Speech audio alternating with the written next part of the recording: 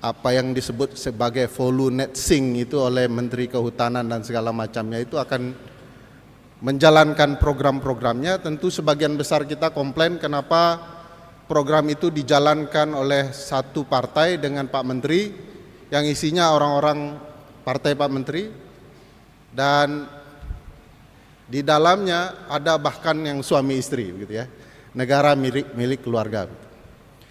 Assalamualaikum warahmatullahi wabarakatuh. Innal hamdalillah nahmaduhu wa nasta'inuhu wa nastaghfiruh wa na'udzubillahi min syururi anfusina may yahdihillahu fala mudhillalah wa may yudhlil fala hadiyalah. Asyhadu an la ilaha illallah wa asyhadu anna Muhammadan abduhu wa rasuluh.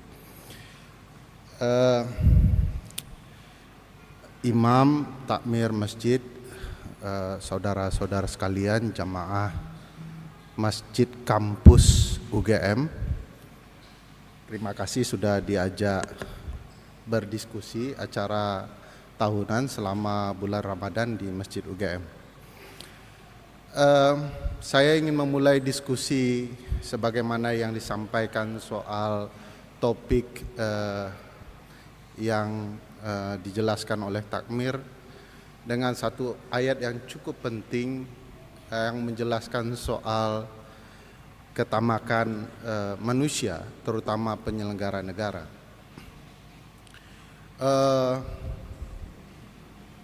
Ayat itu kurang lebih dalam bahasa Indonesianya mengatakan bahwa telah terjadi kerusakan di bumi dan di laut karena ulah manusia. Zaharu fasajadu fil barri wal bahri. Telah terjadi kerusakan di bumi dan laut karena ulah manusia. Ayat ini penting kalau dibicarakan beberapa hari ini, terutama setelah Presiden mengunjungi korban bencana banjir di Bekasi. Bagi saya kunjungan itu sedikit kontradiktif tanpa menghilangkan aspek manusiawinya. Tentu mengunjungi saudara yang sedang kesusahan adalah sesuatu yang baik, tapi itu kontradiktif dengan kebijakan negara, terutama soal 20 juta hektar hutan hendak dijadikan hutan produktif. Ibu bapak sekalian, kalau perlu tahu bahwa Pulau Jawa yang besar ini luas seluruhnya itu adalah 13 juta hektar.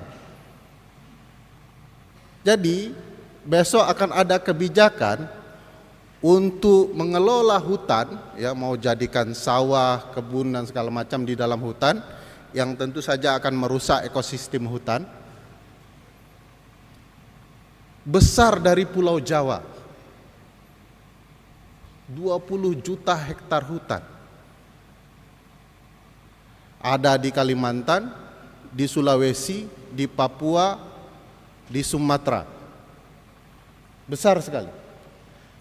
Kenapa itu kontradiktif? Karena itu sama saja maknanya Presiden akan mengunjungi korban banjir tiap tahun, mungkin tiap bulan, kalau kemudian hutan itu dirusak ekosistemnya. Jadi tidak masuk akal. Dan sekarang ya, apa yang disebut sebagai volunetsing itu oleh Menteri Kehutanan dan segala macamnya itu akan menjalankan program-programnya. Tentu sebagian besar kita komplain kenapa program itu dijalankan oleh satu partai dengan Pak Menteri yang isinya orang-orang partai Pak Menteri, dan di dalamnya ada bahkan yang suami istri begitu ya, negara milik keluarga. Nah, ayat tadi dengan apa yang terjadi dalam tata kelola pemerintahan sebenarnya bertabrakan dengan nilai-nilai konstitusi kita. Pasal 33 Undang-Undang Dasar 1945 mengatakan bumi, air dan segala isinya ya, dikuasai oleh negara. untuk dipergunakan sebesar-besarnya bagi kemakmuran rakyat. Itu isi konstitusi. Jadi ada nilai nuansa Al-Quran di dalam pasal 33 ini. Tapi Al-Quran memperingatkan, hati-hati nanti manusia-manusia ini akan merusak bumi dan di laut, bumi dan air. Konstitusi mau kawal itu.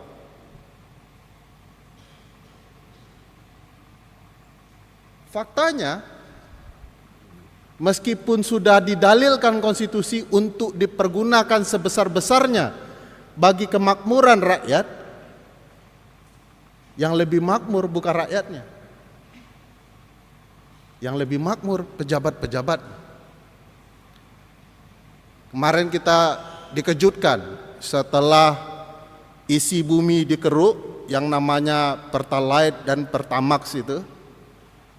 Ya. Lalu kemudian kita tahu bahwa ada korupsi di sana. Jumlah kerugian keuangan negaranya luar biasa, 1 kuadriliun. Semua terkejut, 1 kuadriliun itu korupsi berapa banyak itu? Yang kita tahu per tahunnya uang yang diambil itu sebesar 190 triliun, besar sekali, masih tetap besar. 1 kuadriliun kurang lebih tambah 3 nol lagi gitu ya. Kalau dibelikan takjil buka bersama, saya tidak terbayang itu ya. Teman-teman UGM akan menikmati betul itu.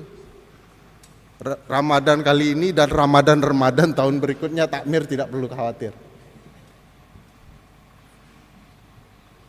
Dan alhamdulillahnya setelah pengelolaan isi bumi yang namanya minyak bumi itu dikeruk dan dipermasalahkan, ya,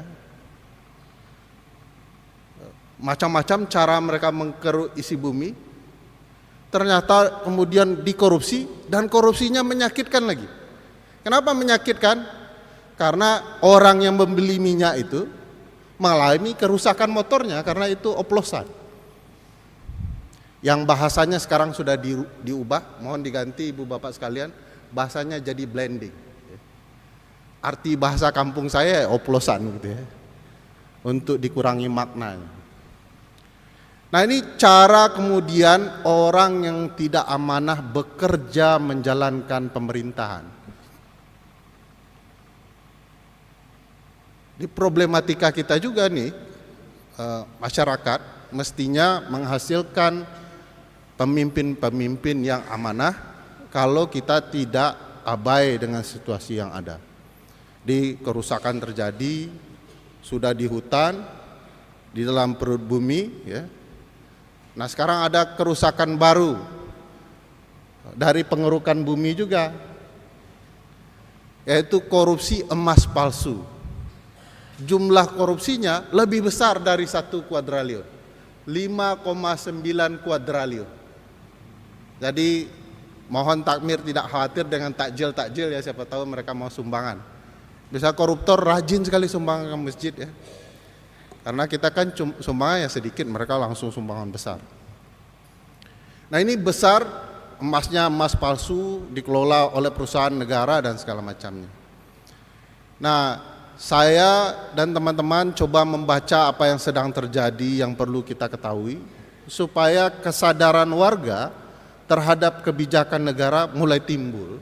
Karena yang bisa mengkritik dan negara kemudian jadi sadar adalah warga negaranya. Misalnya sekarang menurut Undang-Undang Nomor 1 Tahun 2025 tentang BUMN,